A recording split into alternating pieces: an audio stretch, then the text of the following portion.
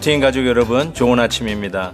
우리는 사순절을 보내며 다음 주부터 시작될 고난주간을 준비하고 있습니다. 6월절 어린 양이신 예수님은 십자가를 향하여 담담히 걸어가고 계심을 말씀을 통해 알 수 있지요. 6월절 음식과 객실을 준비하는 제자들의 모습을 떠올리며 이번 고난주간을 어떻게 의미 있게 보낼지 생각해 보면 좋을 것 같습니다. 오늘 우리에게 주시는 하나님의 말씀은 마가복음 14장 12절에서 21절입니다. 무교절의 첫날 곧 6월절 양 잡는 날에 제자들이 예수께 여짜오되 우리가 어디로 가서 선생님께서 6월절 음식을 잡수시게 준비하기를 원하시나이까 하매 예수께서 제자 중에 둘을 보내시며 이르시되 성내로 들어가라. 그리하면 물 한 동이를 가지고 가는 사람을 만나리니 그를 따라가서 어디든지 그가 들어가는 그 집 주인에게 이르되 선생님의 말씀이 내가 내 제자들과 함께 6월절 음식을 먹을 나의 객실이 어디 있느냐 하시더라 하라. 그리하면 자리를 펴고 준비한 큰 다락방을 보이리니 거기서 우리를 위하여 준비하라 하시니 제자들이 나가 성내로 들어가서 예수께서 하시던 말씀대로 만나 6월절 음식을 준비하니라.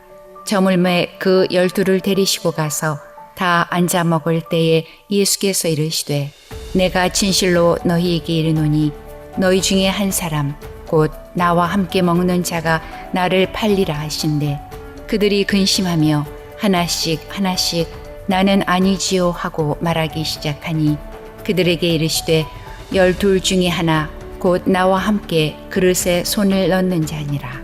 인자는 자기에 대하여 기록된 대로 가거니와 인자를 파는 그 사람에게는 화가 있으리로다.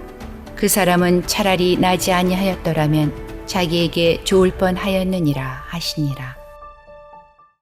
오늘 말씀은 어제 말씀에 이어서 한 여인이 한 나드 옥합을 깨어서 예수님에게 부은 사건을 어쩌면 비판하고 그것의 양을 산수로 계산해서 이것은 낭비라고 했던 바로 그 제자가 예수님을 배반하고 떠나가는 그 모습이 보이는 장면이 나타납니다.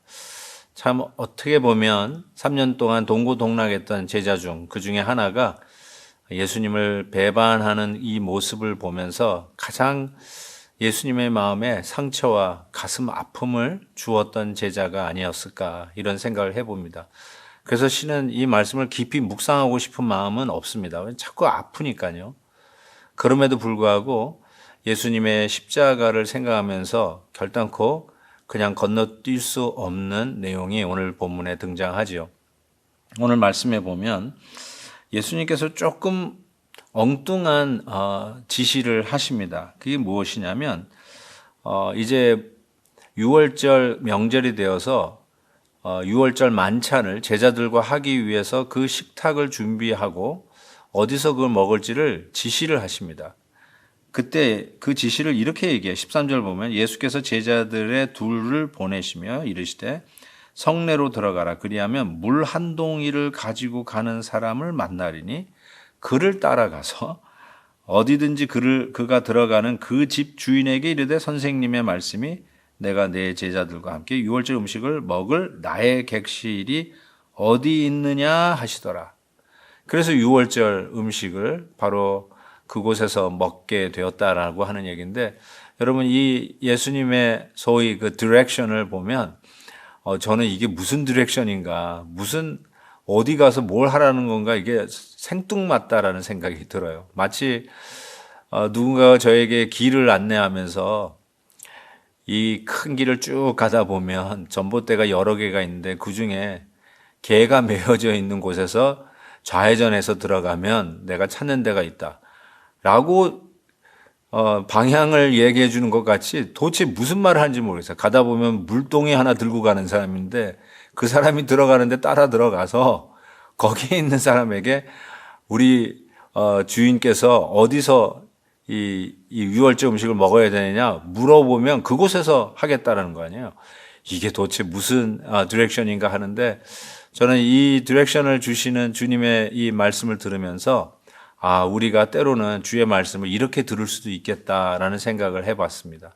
하나님의 말씀을 들으면서도요, 자기 나름대로의 안경을 쓰고 자기 나름대로의 어떤 선입관을 가지고 이런 말씀은 받고 저런 말씀은 튕겨내고 설교자가 누구냐에 따라서 아멘이고 아멘 아니고를 결정하는 참으로 우리 중심의 잣대를 가지고 하나님의 말씀을 저울질하는 그런 모습이 우리에게 있지 않나 이런 생각을 해보게 되었습니다.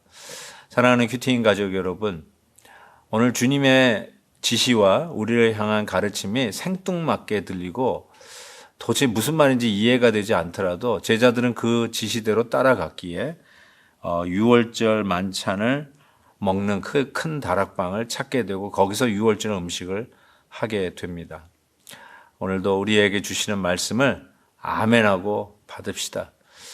우리가 지난 주일에 들었던 메시지도 우리가 기억하면서 우리의 디폴트, 하나님 앞에 돌아가기 위한 두 가지의 탄원과 두 가지의 결단을 함께 나누었던 것 다시 한번 기억하시면서 그 말씀이 생뚱맞은 게 아니라 우리가 순종하면서 지켜야 할 말씀이라는 걸 다시 한번 상기했으면 좋겠습니다. 드디어 그 다락방에서 6월절 만찬을 하고 계시는 모습이 기록되었는데 이 부분이 저는 정말 가슴이 많이 아픕니다. 예수님께서 이 말씀을 할 때 심정이 어땠을까 한번 상상해 보십시오. 내가 진실로 너에게 이르노니 너희 중에 한 사람이 곧 나와 함께 먹는 자가 나를 팔리라. 이 말씀을 그냥 퉁명스럽게 이야기하셨을지, 어떤 감정이 격해서 이야기하셨을지, 아니면 한 번에 한 호흡에 할 수 없어서 여러 번 호흡을 멈추면서 이야기를 하셨을지 한번 상상하다 보면 예수님의 마음이 정말 많이 아팠을 것이다 라는 생각을 해보게 됩니다. 그러면서 심지어는 인자는 자기에 대하여 기록된 대로 가거니와 인자를 파는 그 사람에게는 화가 있으리라. 그 사람은 차라리 나지 아니하였더라면 자기에게 좋을 뻔하였느니라. 성경에 이런 구절은 없어요. 여기만 있는 구절이죠. 그 사람은 차라리 나지 않았으면 좋겠다. 예수님이 이런 말 한 적이 없거든요. 이런 걸 생각해 보면 저는 참 마음이 아프다 생각인데 실은 이와 같이 너무 노골적이까지 한 이 아픈 말은 어쩌면 가룟 유다를 향한 마지막 회개의 기회가 아니었나 이런 생각을 해보게 됩니다. 하나님께서 오늘도 우리에게 주시는 말씀은 가슴 아플 때가 있습니다. 마치 죄의 눈을 빼버리거나 팔을나 다리를 잘라내더라도 죄를 짓지 말고 하나님의 말씀에 순종하라고 말씀하지 않습니까? 아플 수가 있어요, 말씀은. 그럼에도 불구하고 그와 같이 아픈 말씀으로 다가올 때는 우리에게 회개할 기회를 주신다, 저는 그렇게 생각합니다. 가룟 유다도 그래서 저주받은 인생이라고 우리가 다 얘기하지만 충분히 하나님께서 그에게 돌아올 수 있는 기회와 시간과 이런 말씀을 주셨다라고 저는 생각합니다. 사랑하는 우리 큐티인 가족 여러분, 말씀을 내가 아직도 들을 수 있다는 것, 내가 오늘도 이렇게 큐티하면서 하루를 시작할 수 있다는 것, 말씀에 귀 기울일 수 있다는 것, 많은 성도님들이 큐티를 하시겠지만 아침 영상을 안 보시는 분도 계시잖아요. 근데 여러분은 지금 듣고 계시고 보고 계시잖아요. 저는 그것도 하나님께서 우리를 향해서 주시는 각별한 은혜라고 저는 생각합니다.